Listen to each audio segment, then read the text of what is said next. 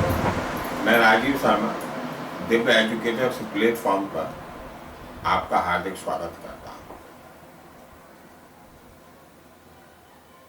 एक मुझे मालूम है कि एक अंतराल के बाद मैं आपके समक्ष उपस्थित हुआ।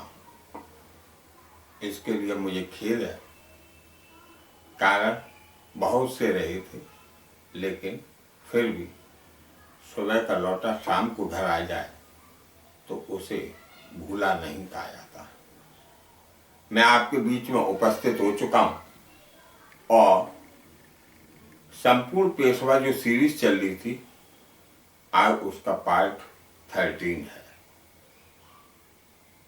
क्योंकि इस समय पीजीटी की परीक्षा भी आ गई,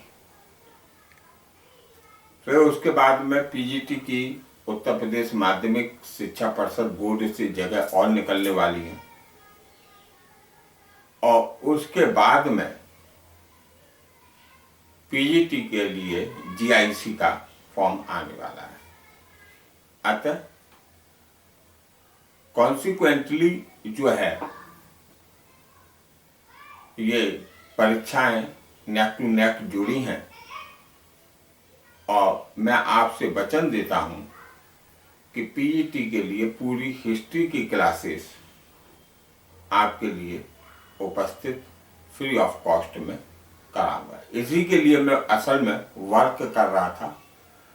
ऑब्जेक्टिव क्वेश्चंस जो अति संभावित क्वेश्चंस हैं उन पर भी काम कर रहा था। अब यहाँ पर प्रश्न दो होते हैं, मुझे तीनों परीक्षाएं देखनी है।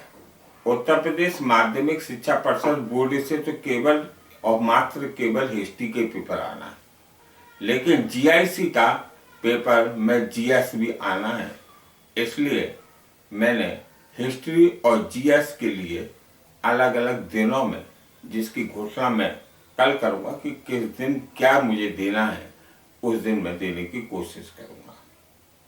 और आप इस बात से आश्वस्त रहिए कि आपको संपूर्ण जानकारी और अति संभावित क्वेश्चनों को इस तरीके से मैंने कहानी नुमा बनाकर पेश करूंगा आपके समक्ष कि आप अपनी विस्मृति यानी आप भूलने की कोशिश भी नहीं कर पाएंगे। ऐसा मेरा स्वयं का विचार है। तो आज हम संपूर्ण पेशवा सीरीज के पार्ट 13 पे हैं और इसको अपन देखते हैं। हम आरस का युद्ध कर चुके थे। आज है तालगांव का युद्ध या तालिगांव का युद्ध। उसके विषय में हम देखते हैं। 1 जनवरी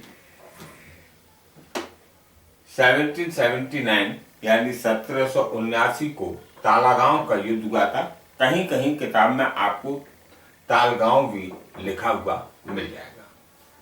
ये युद्ध बंबई सरकार, इट मीन्स बंबई अंग्रेजों का मामला है, और पूना दरबार, इट मीन्स ये पेशवाओं की प्रस्तुति है। तो इसके बीच में था कर्नल कॉकबर्न बंबई सरकार का नेतृत्व कर रही थी, यानी अंग्रेजों की तरफ से नेतृत्व कर रही थी।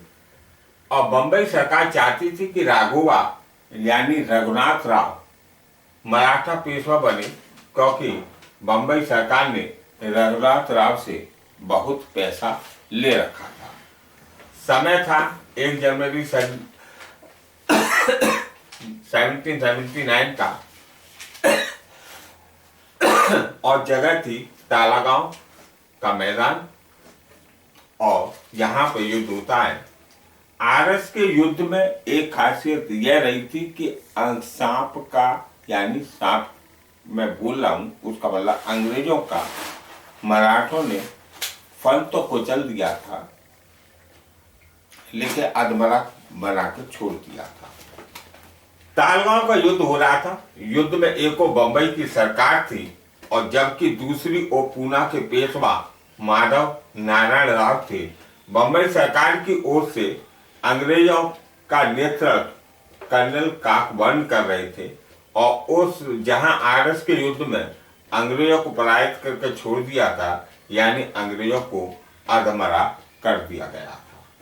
आरस के युद्ध लें तो बाद में बंबई सरकार का सामना, आरएस के युद्ध के बाद बंबई सरकार का सामना जो होता है वो मराठों से हुआ पुनः, और इस समय मराठा पेशवा माधव नारायण राव थे। माधव नारायण राव ने बंबई सरकार के सेनापति कर्नल काकबर्न को बहुत बुरी तरीके से पराजित किया। अंग्रेज इस तरह तहस नहस हो गए और ऐसा लगने लगा कि अंग्रेज मृत प्राय यानी डेड हो चुके हैं। लेकिन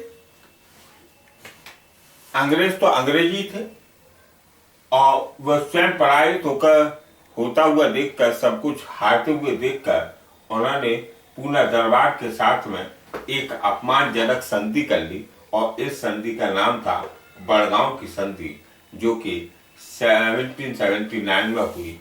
यह संधि हुई बंबई सरकार और पूना दरबार के बीच में।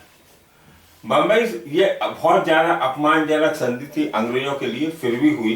बंबई सरकार ने सारी जीती हुई भूमि पेशवा को लौटा दी, प्रत्यक्ष रूप से राघोबा का पक्ष लेना बंद कर दिया। लेकिन विशेष रूप से ध्यान रहे कि अप्रत्यक्ष रूप से अंग्रेजों का काम प्रत्यक्ष की अपेक्षा अप्रत्यक्ष रूप से सकारात्मक यानी पॉजिटिव रहता था, और पॉजिटिव तरीके से अंग्रेज जो है राघोबा के साथ में जुड़े हुए थे। पुरंदर की संधि बड़गांव की संधि के बाद समाप्त कर दी गई। यह बात तो अंग्रेजों को चुभ गई कि बंगाल प्रेसिडेंसी में, जहाँ पर वारेन हेस्टिंग्स प्रथम गवर्नर जनरल था, बैठा है, और उसने फिर वहां से उसने अपनी 2 सैन्य टुकड़ियां भेजी। एक सैन्य टुकड़ी का नेतृत्व तो गौगार्ड कर रहा था और दूसरी सैन्य टुकड़ी का नेतृत्व पोप हम कर रहा था। इससे पूना दरबार सत्ते में आ जाता है और 17 मई 1782 में सालगांव की संधि हो जाती है, और हम सालगांव की संधि के विषय में कल आपके साथ में देखेंगे। इस तरीके से हम सालगांव की संधि पर पहुंचे। सालगांव की संधि के बाद में 1-2 वीडियो में पेशवा का समापन हो जाएगा। यानी मेरा मानना यह है कि ये 13 है, 14 में यानी कल की वीडियो में और मैक्सिमम परसों के वीडियो में पेशवा समाप्त हो जाएंगे। उसके बाद हम कोशिश ये करेंगे कि आपको लेकर हिस्ट्री आगे बढ़े, और पीजीटी की परीक्षा को ध्यान में रखते हुए उसे मैं इतना संकेंद्रित करके मैं क्वेश्चन को दूंगा, यानी सेंट्रलाइज्ड करके क्वेश्चनों को दूंगा, कि जिससे कि आपको परीक्षा हाल में प्रत्येक प्रश्न आपको दिखे। यदि मेरा वीडियो अच्छा लगा तो आप लाइक कीजिए, सब्सक्राइब कीजिए, शेयर कीजिए। तब तक के लिए जय हिंद।